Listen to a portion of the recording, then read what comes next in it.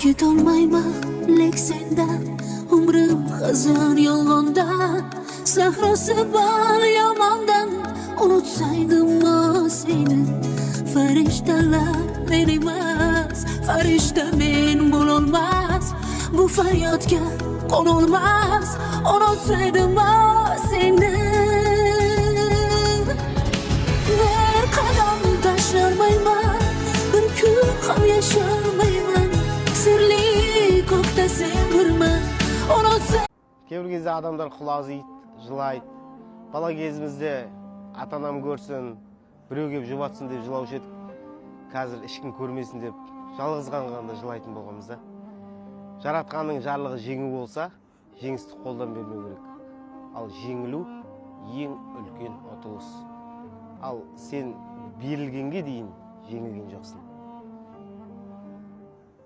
Бұл өмірде қосылып бірге болуға ешқандай да мүмкіндігі жоқ бір адамды ұнатып сүйіп қалған кезіңде сен амалсыз қалудың немесе дәрменсіз, шарасыз қалудың шынайы не екенін түсінесің.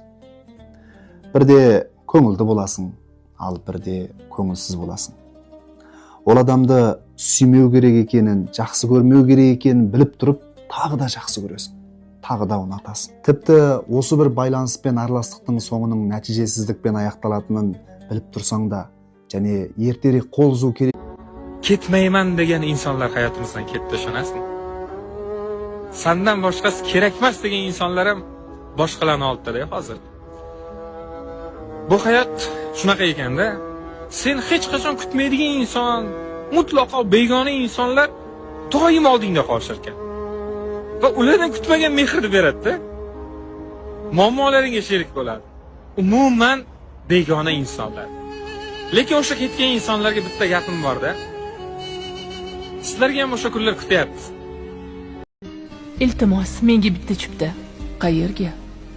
Hech kim aldamaydigan, qadringga yetib, hurmat qiladigan, muhabbat, atrof baxtga to'la manzilga.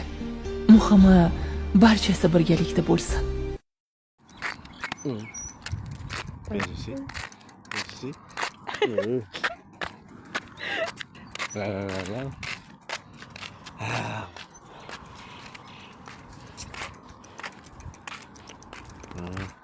Екі камераны сүйіп тұрмын ба?